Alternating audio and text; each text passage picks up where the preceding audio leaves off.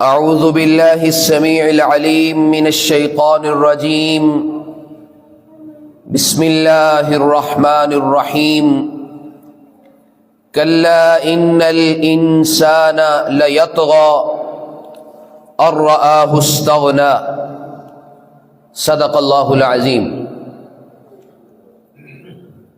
رب اشرح لی صدری ویسر لی امری واحلل عقدۃ من لسانی یفقہوا قولی۔ حضرات گرامی قدر، معزز سامعین و ناظرین،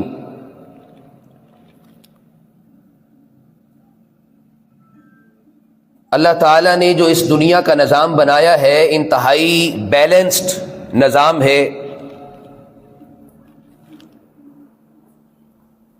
اور وہ دین جس کے ہم پیروکار ہیں وہ بھی انتہائی متوازن دین ہے۔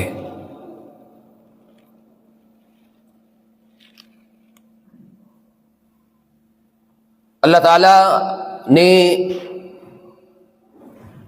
رسول پاک صلی اللہ علیہ وآلہ وسلم کے فرامین اور اللہ تعالیٰ کے جو احکامات ہیں، کہیں بھی انسان کو مال جمع کرنے سے منع نہیں کیا گیا ہے، اس دنیا سے فائدہ اٹھانے سے منع نہیں کیا گیا ہے، بلکہ اگر کسی چیز سے منع کیا گیا ہے تو وہ مادہ پرستی ہے، یعنی مال و دولت کے ساتھ شدید محبت،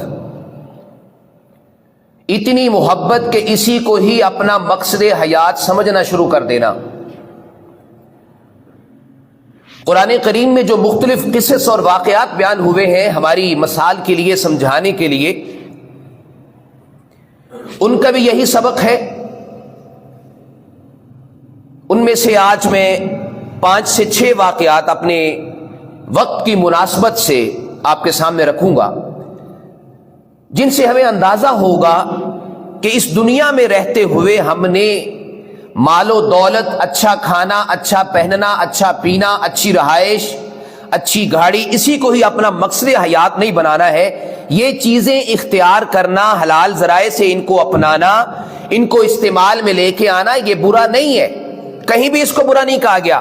برا اس وقت بنتا ہے جب اس کی پوجا پاٹ شروع کر دی جاتی ہے، جب اس کو مقصد حیات سمجھنا شروع کر دیا جاتا ہے۔ ایک مومن کی تربیت، ایک مسلمان کی جو ہے وہ تربیت جو آپ صلی اللہ علیہ وآلہ وسلم نے فرمائی ہے، آپ نے فرمایا کہ اس دنیا میں رہو جس طرح ایک مسافر ہے۔ اگر مسافر کو ہم دیکھیں تو مسافر جب ایک جگہ سے دوسری جگہ سفر کرتا ہے تو راستے میں کہیں کوئی تھوڑا بہت اگر اس کو تھکاوٹ فیل ہو جائے تو راستے میں اترتا ہے اور پھر دوبارہ سوار ہوتا ہے، کچھ کھاتا پیتا ہے، ریسٹ کرتا ہے، پھر سوار ہو جاتا ہے، کچھ سائے میں ٹھہرتا ہے۔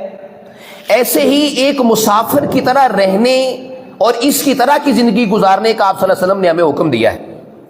تو ایک مسافر کی مستقل جگہ کیسے ہو سکتی ہے؟ ایک مسافر جو ہے وہ جن چیزوں کے پاس سے گزرتا ہوا جا رہا ہے ان کو اپنی مستقل چیز یا اپنی مستقل جو ہے وہ جگہ کیسے بنا سکتا ہے؟ صرف ہماری تربیت یہ کی گئی کہ تم نے اس کو مقصد حیات نہیں بنانا، تاکہ اصل جو مقصد حیات ہے اس سے ہماری نظر نہ ہٹے۔ اصل مقصد حیات کیا تھا؟ اللہ تعالیٰ نے یہ پوری کائنات کا نظام بطور امتحان، بطور آزمائش ہمارے لیے بنایا ہے۔ میں نے آپ کو بتایا تھا کہ اگر اللہ تعالیٰ کسی کو پیسے دیتا ہے، مال و دولت سے نوازتا ہے، وہ بھی امتحان ہے، وہ بھی آزمائش ہے۔ کسی کو اگر مال و دولت سے نہیں نوازتا ہے، چھین لیتا ہے، تو وہ بھی امتحان ہے، وہ بھی آزمائش ہے۔ یہ پوری کائنات کا نظام اللہ تعالیٰ نے عارضی طور پہ قائم کیا ہوا ہے۔ ایک وقت آئے گا کہ یہ سارے کا سارا نظام بکھر جائے گا، ایک خاص وقت کے اوپر قیامت برپا ہو جائے گی۔ اس سارے نظام کو بنانے کے پیچھے ایک یہ جو انسان ہے اس کا امتحان مقصود ہے، اس کی آزمائش مقصود ہے۔ الذی خلق الموت والحیات لیبلوکم ایکم احسن عملا، کہ موت و حیات یعنی یہ پورا نظام بنانے کا مقصد کیا ہے؟ تاکہ پتہ چلے احسن عمل کون کرتا ہے۔ یہ ساری چیزیں جو ہم اختیار کرتے ہیں، اپنا جو ہے وہ لباس پہننے کے لیے ہمیں جو ہے وہ محنت کرنا پڑتی ہے، کچھ کمانا پڑتا ہے، اچھا لباس پہننے، اچھا کھائیں، اچھی رہائش ہو، یہ سارا مقصد نہیں بلکہ ہماری ضرورتوں کو پورا کرنے کے لیے ہے. ان اپنی ضرورتوں کو پورا کرتے ہوئے آگے بڑھنا ہے اور احسن عمل کی طرف جانا ہے. احسن عمل کیا ہے؟ اللہ تعالیٰ اور اس کے رسول کے بتائے ہوئے رستے کے مطابق اس رستے پہ اپنے آپ کو چلانا، اس کے مطابق اپنے آپ کو ڈھالنا، اللہ تعالیٰ کی بندگی میں اپنے آپ کو دینا، پوری طرح سبمٹ کر دینا، سرنڈر کر دینا، رسول پاک صلی اللہ علیہ وسلم کے احکامات کے سامنے سرنڈر کر دینا. مطلب یہ ہے کہ اللہ تعالیٰ اور اس کے رسول کے بتائے ہوئے فرامین کی روشنی میں اپنی زندگی گزارنا، اپنے شب و روز گزارنا، اپنے 24 گھنٹے اپنا ہر لمحہ گزارنا، جس میں ایک ایک چیز کی ہمارے لیے تفصیل بیان کر دی گئی ہے کہ ہماری خاندانی زندگی کیسی ہو، عائلی زندگی کے امور ہم نے کیسے چلانے ہیں، والدین کے ساتھ ہمارا رویہ کیسا ہو، بہن بھائیوں کا آپس میں کیسا ہو، مطلب ہماری فیملی اور خاندان کیسے چلے، ہماری معیشت کیسے چلے، ہماری سیاست کیسے چلے، ہمارا کاروبار کیسے چلے، ہمارے بازار کیسے چلے، ہماری تعلیمی نظام کیسا چلے، ایک ایک چیز کی وضاحت ہمارے لیے کر دی گئی. اب وہ جو نظام ہمارے لیے جو ہے وہ اللہ تعالیٰ نے قائم کیا ہے، اس نظام کی روشنی میں اپنے آپ کو ڈھال دینا، اس کی بندگی میں دے دینا، اس کی غلامی میں دے دینا، یہ ہم سے مطلوب ہے. اب اس کے اندر نماز بھی آئے گا، روزہ بھی آئے گا، جو کہ ہمارے بنیادی اراکین اسلام ہے، وہ سارے اس میں آ جائیں گے. اس کے ساتھ ساتھ جو باقی نمازوں کے علاوہ جو باقی اوقات ہیں، ان میں بھی اس کی بندگی اور غلامی، جس بھی فیلڈ اور شعبے کو ہم اختیار کیے ہوئے ہیں 24 گھنٹوں میں، ان سب میں اللہ تعالیٰ کی بندگی اور غلامی اختیار کرنی ہے. یہ ہم سے مطلوب ہے. اور اگر ہم نے یہ اس کی بندگی اور غلامی اختیار کر لی تو ایوکم احسن عملا میں ہم آ جائیں گے انشاءاللہ. احسن عمل ہمارا ہو جائے گا اور یہی ہم سے مطلوب ہے. اور اسی کے لیے ہی اس پوری کائنات کا نظام جو ہے وہ اللہ تعالیٰ نے ایک خاص حکمت کے تحت بنایا ہے. لہذا اس بات کو سب سے پہلے سمجھنا ضروری ہے. مال و دولت جو کہ اللہ تعالیٰ جب کسی انسان کو نوازتا ہے تو ہمارا رویہ کیا ہونا چاہیے کہ اس کی پوجا پاٹ نہ شروع ہو جائے، ہم حرام ذرائع اختیار کرتے ہوئے مال و دولت کو جمع کرنا نہ شروع کر دیں، اس کو اپنی زندگی کا مقصد نہ بنا لیں. کیونکہ جب انسان کے پاس پیسہ زیادہ آتا ہے، کلا ان الانسان لیطغی ان رآہ استغنی، جب انسان بے نیاز ہو جاتا ہے، یعنی اس کو کسی طرح کی جو ہے وہ فکر فاقہ نہیں رہتا، اس کی معاشی اعتبار سے مضبوط ہو جاتا ہے، لیطغی، تو وہ سرکش ہو جاتا ہے. یہ سورہ العلق کی 2 آیات کا ترجمہ آپ کے سامنے رکھا ہے. جب انسان بے نیاز ہوتا ہے تو وہ سرکش ہو جاتا ہے. ذرا اس کی روشنی میں 4-5 واقعات آپ کے سامنے رکھتا ہوں، جس سے اندازہ ہوگا کہ ایک مادہ پرستانہ لائف اور یہ سوچ کہ اس کو مقصد حیات ہی بنا لینا اور اسی کے لیے ہی دن رات کاوش اور کوشش کرتے رہنا، یہ ہم سے مطلوب و مقصود نہیں ہے. پہلے لوگوں نے جنہوں نے انہی کو ہی اپنی زندگی کا اوڑھنا بچھونا بنایا اور مقصد حیات بنایا، پیسے کو ہی، ان کا انجام کیا ہوا؟ سب سے پہلے میں آپ کے سامنے تذکرہ کرتا ہوں قارون کا. قارون کے بارے میں ذکر ہے سورہ القصص میں، ان قارون کان من قوم موسیٰ فبغى علیہم، کہ قارون جو تھا وہ حضرت موسیٰ علیہ السلام کی قوم میں سے تھا، بنی اسرائیل کی قوم میں سے تھا، تو اس نے بغاوت اختیار کر لی اور جو ہے وہ سرکشی اختیار کر لی. اس کے بارے میں لکھا ہے مفسرین نے، تفسیر قرطبی میں اور اپنا تفسیر ابن کثیر میں اس کا تذکرہ ہے کہ حضرت موسیٰ علیہ السلام کا قریبی رشتہ دار تھا یہ. اب اس کے کون سے رویے ایسے تھے جس کی وجہ سے اس کا انجام میں بد ہوا، یعنی اس کا برا انجام ہوا؟ نمبر 1، اس کو اللہ تعالیٰ نے مال و دولت سے نوازا تھا، اور مال و دولت اتنا زیادہ تھا کہ ایک جماعت اس کے خزانوں کی چابیاں اٹھاتی تھی. اتنا زیادہ مال و دولت سے اس کو نوازا ہوا تھا. اب وہ سارا مال و دولت جو کہ اس کے پاس تھا، اس کا آگے سے رویہ یہ ہوتا تھا انما اوتیتہ من العلم، کہ یہ جتنا مال و دولت جمع ہوا ہے یہ میری مہارت کی وجہ سے ہوا ہے، میری ذہانت کی وجہ سے ہوا ہے، میری تدبیر کی وجہ سے ہوا ہے، میری صلاحیتوں کی وجہ سے یہ میں نے اپنا اتنا مال جمع کیا ہے. یہاں پہ آ کے سب سے بڑی خرابی پیدا ہوتی ہے جب بندہ یہ سمجھتا ہے کہ میں بہت ذہین ہوں، میں بڑی قابلیت والا ہوں، میں بڑی صلاحیت والا ہوں، یہ سب کچھ اگر مجھے ملا ہے تو اسی وجہ سے ملا ہے، میں نے اپنی محنت کر کے، دن رات کی محنت کر کے اپنے یہ پیسہ کمایا ہے. یہ رویہ قارون کا تھا. پہلی بات اس میں کیا تھی؟ وہ کہتا تھا کہ یہ میں نے اپنی تدبیر اور ذہانت سے یہ پیسہ کمایا ہے. یعنی اس نے اللہ کی نعمت کا انکار کر دیا اور تکبر کیا، غرور کیا، فخر کیا اس کے اوپر، اور یہ اس کا انجام ہمارے سامنے ہے. دوسری کون سی اس میں بات تھی؟ اس میں ایک بات جو ہے وہ یہ بھی تھی کہ ان کو نیک لوگوں نے سمجھانے کی کوشش کی کہ بھائی یہ والا رویہ درست نہیں ہے، یہ اللہ تعالیٰ کی نعمتیں ہیں جو کہ دی ہوئی ہے، یہ امتحان ہے. سمجھایا بجھایا، لیکن اس نے کسی کی بھی نصیحت کو ماننے سے انکار کر دیا. کسی کی بھی نصیحت کو نہ مانا. اس نے اپنے مفاد کو ہی صف اول میں رکھا، مقدم رکھا، سب کو پیچھے چھوڑ دیا، نصیحت کا انکار کر دیا. اور پھر جب وہ باہر نکلتا تھا تو اپنے پورے جلوس کے ساتھ نکلتا تھا. اس کے آگے پیچھے دائیں بائیں پروٹوکول ہوتا تھا. اس کے مال کی بھی نمائش ہوتی تھی، اچھا اور بہترین لباس لباس کرتا تھا. اس وقت جو بھی گاڑی میسر تھی وہ اس کو بہترین اختیار کرتا تھا. یعنی وہ سارے اسباب و وسائل جو کہ دنیا میں ایک فخر و غرور والا یا ایک مال و دولت والا شخص جس کا مقصد صرف دنیا کمانا اور دنیا میں ہی اچھا بننا اور اچھی رہائش، اچھی گھر اختیار کرنا ہے، وہ ساری باتیں اس میں تھیں. کہ وہ جب نکلتا تھا تو جلوس کے ساتھ، انتہائی پروٹوکول کے ساتھ، لوگ اس سے مرعوب ہو جاتے تھے، لوگ اس سے خوفزدہ ہو جاتے تھے، اس کا لباس دیکھ کے، اس کا جلوس دیکھ کے، اس کا پروٹوکول دیکھ کے. اور وہ اس پوری کی نمائش کرتا تھا. اور یہ بات بھی اس کے اندر تھی کہ اتنا مال ہونے کے باوجود وہ بخل سے کام لیتا تھا، کنجوسی سے کام لیتا تھا. جو غربا مساکین کا حق تھا ان کا حق نہیں دیتا تھا، زکوٰۃ دینے سے انکار کر دیا، صدقہ و خیرات نہیں کرتا تھا. تو یہ ساری باتیں جب ساری جمع ہو گئیں اس کے اندر تو پھر اس کا انجام کیا ہوا؟ فَخَسَفْنَا بِهِ وَبِدَارِهِ الْأَرْضِ، کہ اللہ تعالیٰ نے اس کو بھی زمین میں دنسا دیا، اس کے پورے گھر سمیت، اس کے پورے خزانوں سمیت اس کو زمین میں دنسا دیا، اور قیامت تک وہ دنستا جا رہا ہے. ذرا اس ایک واقعے کی روشنی میں ذرا دیکھیے، اپنے اعمال کا، اپنے کردار کا جائزہ لیجئے. کیا یہ رویے، کیا یہ باتیں ہمارے اندر تو نہیں ہیں؟ ہمارے معاشرے میں یہ والی باتیں تو نہیں ہوتی ہیں؟ کیا یہ سوچ اور فکر ہمارے اندر تو موجود نہیں ہے؟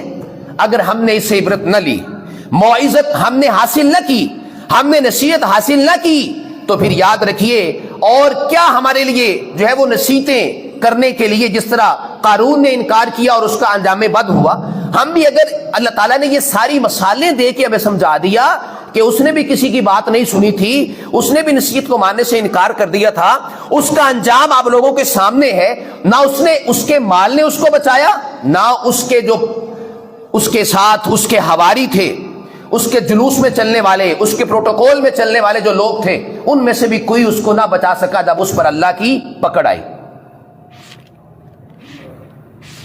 دوسری بات، دوسرا واقعہ جو کہ قرآن کریم میں ذکر ہے، فرعون کا ہے، جو اپنے اقتدار کی پرستش کرتا تھا، عبادت کرتا تھا، اور اس کے، اور یہ وہ ہے فرعون. فرعون کسی بندے کا نام نہیں ہے.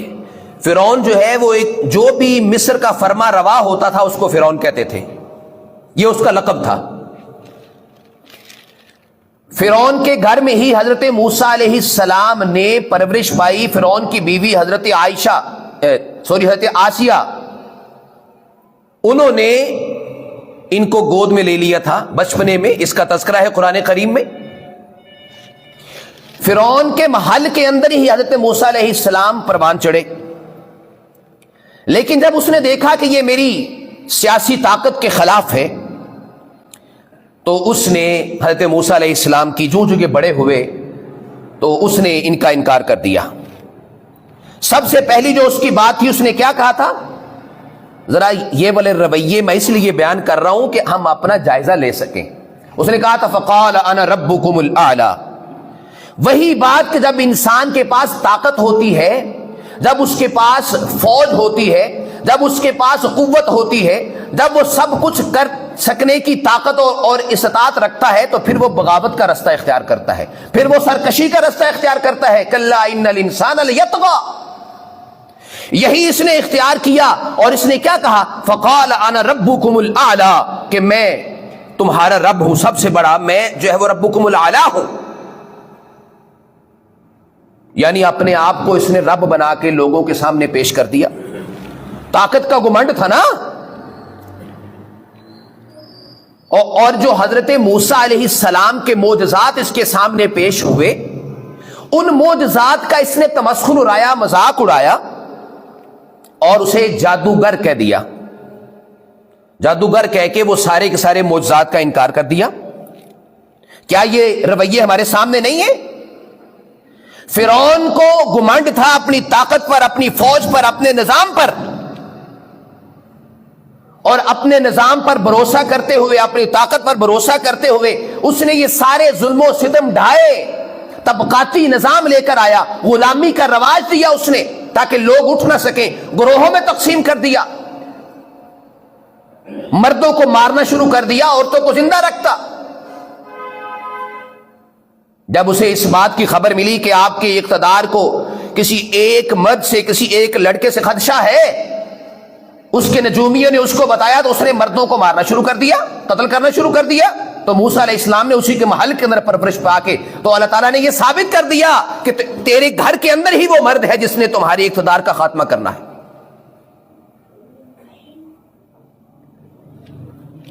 فرعون کی ساری طاقت، سب کچھ،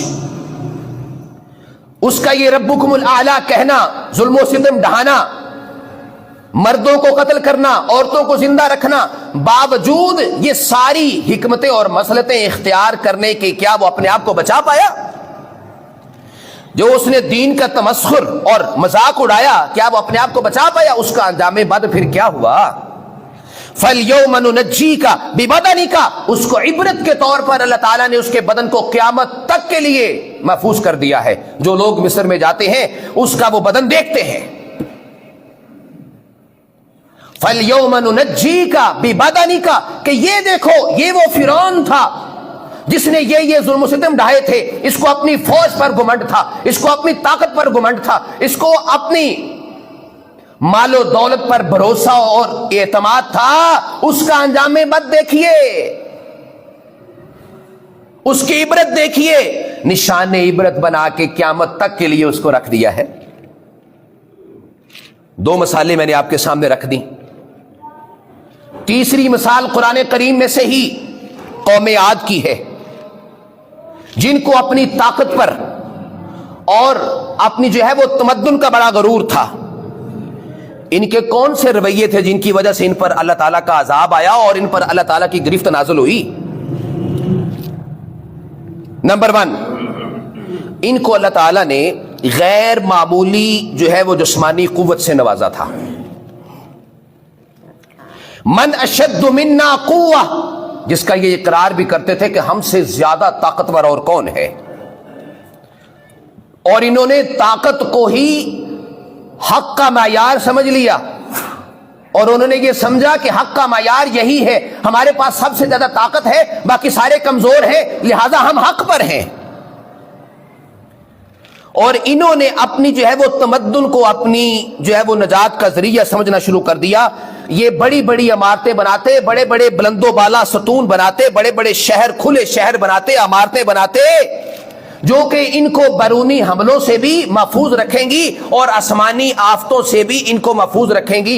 ہر لحاظ سے اپنے بڑے بڑے گھر، بڑے بڑے ستونوں والے، ارم ذات العماد، جس کا تذکرہ قرآن مجید میں ہے، یہ بناتے تھے تاکہ نہ کوئی بیرونی حملہ آور ہم پر حملہ کر سکے گا اور نہ ہی کوئی آسمانی آفت ہمارا کچھ بگاڑ سکے گی. اپنے تئیں پورے حربے آزما رہے تھے یہ، اور اپنے مضبوط گھر بنا رہے تھے، بڑے بڑے ستونوں والے گھر بنا رہے تھے. ان کو بھروسہ تھا اپنی انجینئرنگ پر، اپنی شہری ترقی پر، اپنی تعمیرات پر، کہ یہ ہمارے لیے نجات کا سبب بنیں گی.